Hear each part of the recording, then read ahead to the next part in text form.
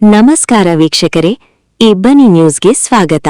ನೀವಿನ್ನೂ ಇಬ್ಬನಿ ನ್ಯೂಸ್ಗೆ ಸಬ್ಸ್ಕ್ರೈಬ್ ಮಾಡ್ಕೊಂಡಿರದಿದ್ರೆ ದಯವಿಟ್ಟು ಈಗ್ಲೇ ಸಬ್ಸ್ಕ್ರೈಬ್ ಆಗಿ ಬೆಂಬಲಿಸಿ ಪ್ರೋತ್ಸಾಹಿಸಿ. ಮಾನವೀಯ ಮೌಲ್ಯಗಳು ಬದುಕಿಗೆ ದಾರಿದೀಪ. ಹಡಗಲಿ ಜ್ಞಾನ ಬೆಳಕು ಅಕಾಡೆಮಿ ಬೇಸಿಗೆ ಶಿಬಿರದ ಸಮಾರೋಪ. ಹೂವಿನ ಹಡಗಲಿ ವೇಗದ ಜಂಜಾಟದಲ್ಲಿ ಮಾನವೀಯ ಮೌಲ್ಯಗಳು ಬದುಕಿಗೆ ದಾರಿದೀಪ ಎಂದು ಜ್ಞಾನೋದಯ ವಿದ್ಯಾಸಂಸ್ಥೆಯ ಅಧ್ಯಕ್ಷ ಕೋಡಿಹಳ್ಳಿ ಮುದುಕಪ್ಪ ಅಭಿಮತ ವ್ಯಕ್ತಪಡಿಸಿದರು. ಪಟ್ಟಣದ ಜ್ಞಾನಗಂಗಾ ಪ್ರೌಢಶಾಲೆಯಲ್ಲಿ ಗುರುವಾರ ಜ್ಞಾನ ಬೆಳಕು ಅಕಾಡೆಮಿ ವತಿಯಿಂದ ಆಯೋಜಿಸಲಾದ ಬೇಸಿಗೆ ತರಬೇತಿ ಶಿಬಿರದ ಸಮಾರೋಪ ಸಮಾರಂಭದಲ್ಲಿ ಅಧ್ಯಕ್ಷತೆ ವಹಿಸಿ ಮಾತನಾಡಿದರು. ಮಕ್ಕಳ ಸರ್ವಾಂಗೀಣ ಅಭಿವೃದ್ಧಿಗೆ ಇಂತಹ ತರಬೇತಿ ಶಿಬಿರಗಳು ಅತ್ಯಂತ ಅಗತ್ಯ. ಮಕ್ಕಳಲ್ಲಿರುವ ಪ್ರತಿಭೆಯನ್ನು ಗುರುತಿಸಿ ಬೆಳೆಸುವ ಕಾರ್ಯವನ್ನು ಅಕಾಡೆಮಿ ಉತ್ತಮವಾಗಿ ನಿರ್ವಹಿಸುತ್ತಿದೆ ಎಂದು ತಿಳಿಸಿದರು.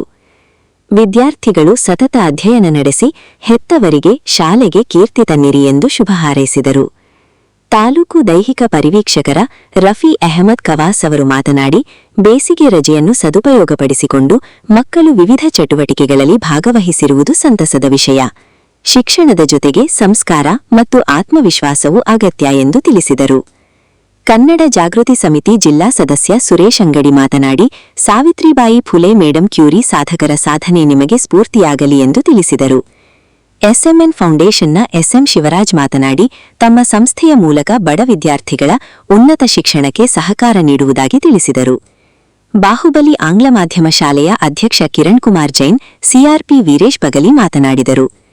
2025-26 ಸಾಲಿನ ಎಸ್ಎಸ್ಎಲ್ಸಿ ಪರೀಕ್ಷೆಯಲ್ಲಿ ಅತಿ ಹೆಚ್ಚು ಅಂಕ ಪಡೆದ ಸುಧಾಜಿ, ಅಪ್ಸನಾ ಎಸ್, ಅನುಪಮಾ ಐ, ಮಮತಾ ಇನ್ನಿತರ 10 ವಿದ್ಯಾರ್ಥಿಗಳಿಗೆ ಸನ್ಮಾನಿಸಲಾಯಿತು. ಜ್ಞಾನ ಬೆಳಕು ಅಕಾಡೆಮಿಯ ಸದಸ್ಯರಾದ ವಿಜಯ್, ಲಿಂಗದಹಳ್ಳಿ ಉಮೇಶ್, ಸೊಪ್ಪಿನ್ ವಿಶ್ವನಾಥ್, ಬಾರಿಕರ ಲೋಕೇಶ್ ಅಂಗಡಿ ನಿರ್ವಹಿಸಿದರು. ಶಿಕ್ಷಕರಾದ ವೀಣಾ ಡಿ, ರೇಖಾ ಎಂ, ಮಂಜುಳಾ ಜಾಡರ್ ಮತ್ತು ನಿಂಗಪ್ಪ ಭೇಟಿ ಇದ್ದರು. ನಂತರ ಮಕ್ಕಳಿಂದ ವಿವಿಧ ಸಾಂಸ್ಕೃತಿಕ ಕಾರ್ಯಕ್ರಮಗಳು ನಡೆದವು.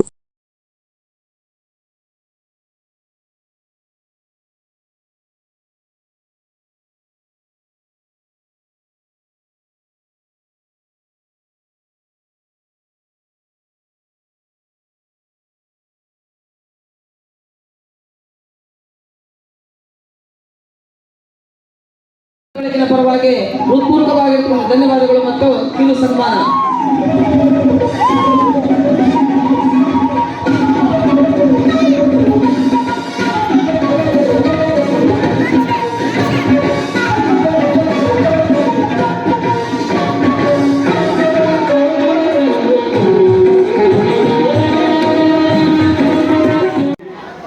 ಏನಾಗಿ ನಿಮಗೆ ಅನುಭವ ಆಗಿದೆ.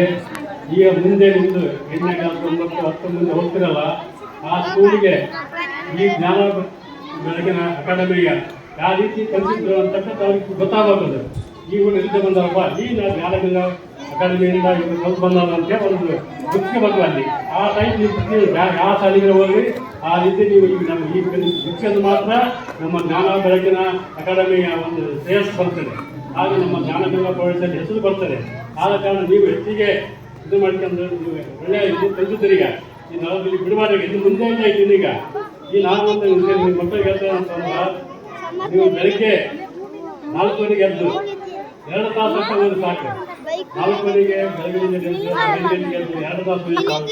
ನೀವು ಇಲ್ಲಿಗೆ 8 ಸಬ್ಜೆಕ್ಟ್ ನೀವು ಕವರ್ ಮಾಡ್ಕೋಬಹುದು. ಯಾವ ರೀತಿ ಬೆಳಗ್ಗೆ ಯಾರು ಹೇಳ್ಬೇಕು, ಇಂಗ್ಲೀಷ್ ಓದ್ಬೇಕು, ಸೈನ್ಸ್ ಓದ್ಬೇಕು, ಹಿಂಗೆ ಕನ್ನಡ ಓದ್ಬೇಕು. ಇಂಜಿನಿಯರು ಮಾಡ್ತಿರೋದು ಬಿಸ್ನೆಸ್ ಅದಕ್ಕೂ ಇದಕ್ಕೂ ರಿಲೇಟ್ ಇಲ್ಲ.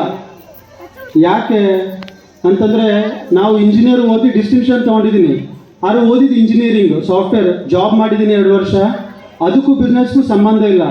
ಬಿಸ್ನೆಸ್ ಕಲ್ತಿದ್ದೇನಂತಂದ್ರೆ ನಮ್ಮ ಫ್ಯಾಮಿಲಿಯಿಂದ, ಸಣ್ಣ ಹುಡುಗರಿದ್ದಾಗಿಂದ ಏನು ಕಲ್ತ್ವಿ ಅದು.